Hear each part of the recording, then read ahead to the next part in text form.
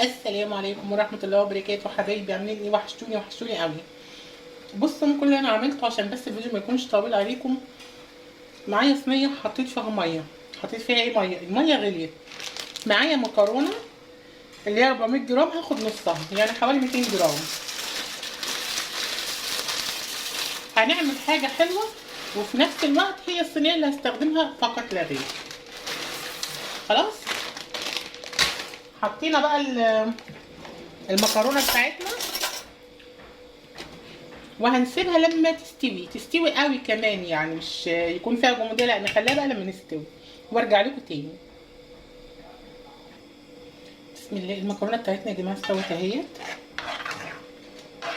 انا هعمل يا جماعه حاجه اسمها عزيه، بس انا هعملها بطريقتي انا، يعني هعملها كل حاجه في نفس الصينيه.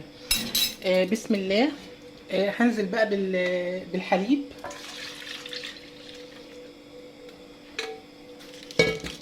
فانيليا.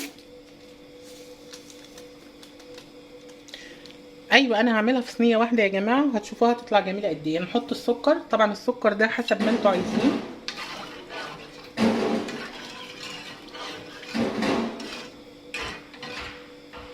يعني حسب ما انتوا حابين بالنسبه للسكر حطوا.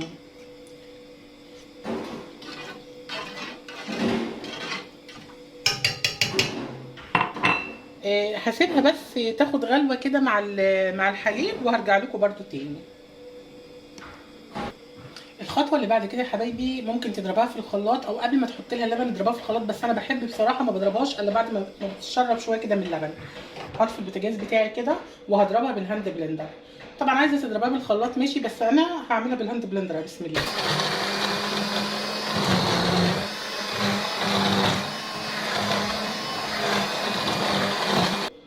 خلاص كده يا جماعه ضربتها بالهاند بلندر اهوت.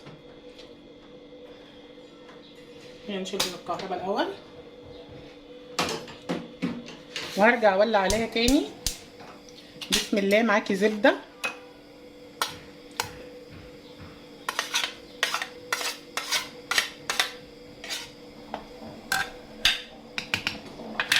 معايا معلقتين نشا كبار. هنزل بالنشا بتاعي وقلب قلب بقى يا معلم لغايه ما تبدا هي تتماسك معاكي بسرعه، لان اساسا المكرونه انت ضربتيها خلاص فهي برده بتفرز نشا. شايفين بدات تتماسك معايا ازاي؟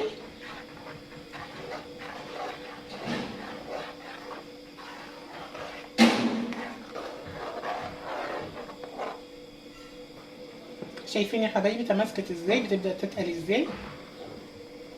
يعني انا عملتها بالظبط زي طريقه الرز بلبن. بدل ما تسلقي المكرونه في حله وترجعي تحطي في صينيه، لا هو كلها في نفس الصينيه اللي انا هعمل فيها. طب ايه مش هنحط لها بقى شويه مكسرات؟ لا طبعا هنحط لها.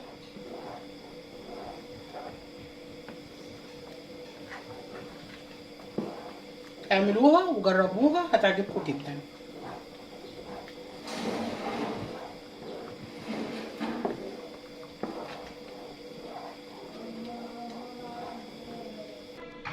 خلاص كده يا حبايبي، خلاص كده هتبقى جاهزه للفرن. بس انا بقى عندي كده شويه زبيب على شويه مكسرات على جوز الهند. شايفه الخلطه دي اللي انا كنت عاملاها في رمضان، كنت مصوراها لما عملتها. بقلب كده بس عشان الخلطه دي تنزل في قلب المكرونه.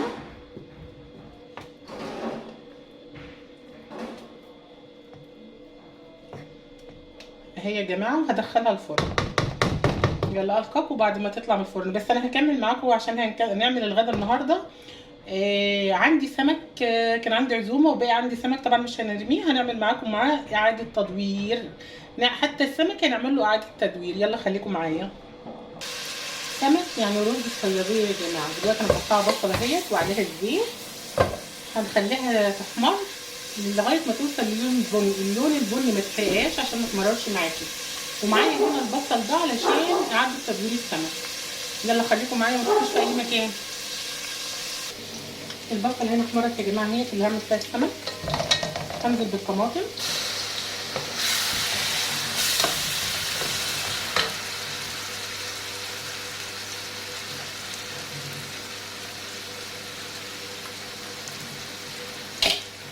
معانا كمون،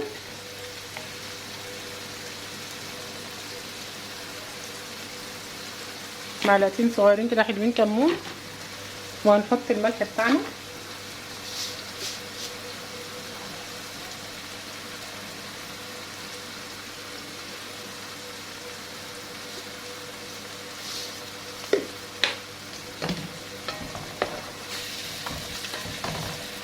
وهسيب الطماطم دي لما تتسبك. طبعا حابين تضيفوا توم باودر بصل باودر حطهم، بس انا لان السمك طبيعي كان فيه توم وكده، فانا هحط بس ملح، هستخدم بس ملح وكمون. حبايبي البصله خدت اللون البني، معلش مكلطه دي فاتتكم. حطيت الميه اللي هو مقدار الرز، يعني هتعملي 4 كوبايات رز احط عليهم 4 كوبايات ميه. هنزل كمان بمعلقه صلصه معاهم،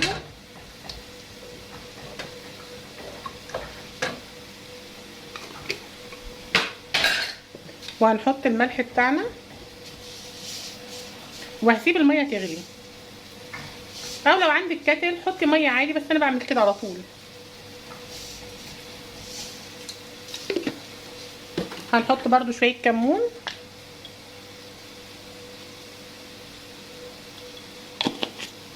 هسيب الميه بتاعتي تغلي وبعد كده هنحط الرز.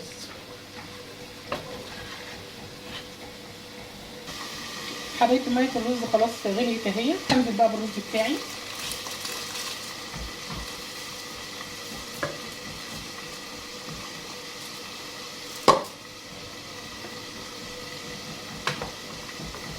وهسيب الرز بتاعنا لما يستوي.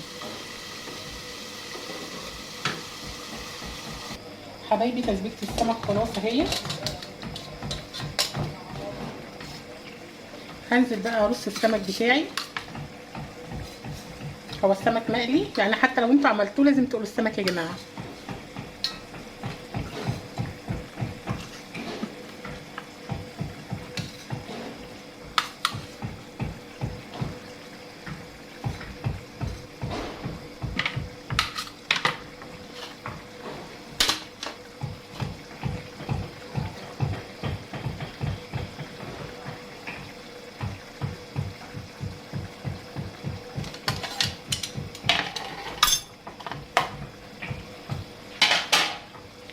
يا دوبك بس ياخد غلوه في الصلصه بتاعتنا وهنطفي عليه.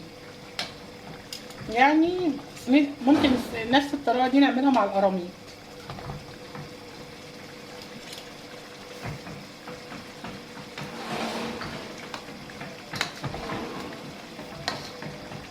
يعني اسهل من كده مفيش. وبجد بجد حتى لو مش هتعملي سلطه جنب السمك دوت، جنب صينيه السمك ده عادي، لان انت في صلصه هي تاكلها مع الرز. وربنا يغفر ما بين ايدينا وايديكم يا رب.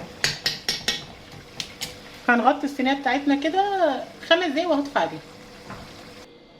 الله الله، وادي صينيه المكرونه الجميله بتاعتنا طلعت اهي، بس طبعا محتاجه انها تبرد وتدخل التلاجة وبعد كده نقطعها.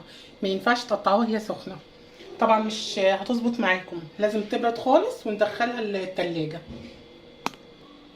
حبايبي ادي صينيه المكرونه، طبعا هي سخنه، وادي صينيه كمان السمك زي ما انتم شايفين. يعني لما يكون عندك سمك وجالك ضيوف يعني السمك اللي تقدري تعملي له اعاده تدوير بصلصه زي ما انا عملته كده، وهتاكليه زي الفل.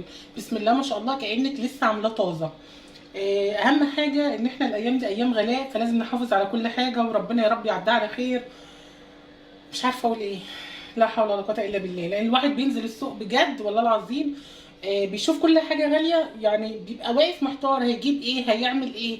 يعني انا بقول كده، فما بالكم بقى الناس اللي هي عايشه على معاشات 400 جنيه و300 جنيه. ربنا يبارك لهم يا رب، وربنا يرزقنا جميعا. ادي صينيه السمك الجميله بتاعتي شايفين. وايه رايكم صينيه المكرونه تحفه. هقربها لكم شويه.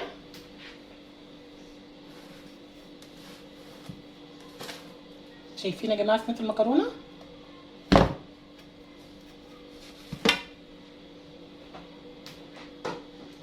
وكمان هوريكم رز الصياديه ولونه الجميل. ودي كمان شايفين لون الرز الصياديه عامل ازاي. شايفين يا جماعه اللون بتاعه، هو ده لون الرز الصياديه.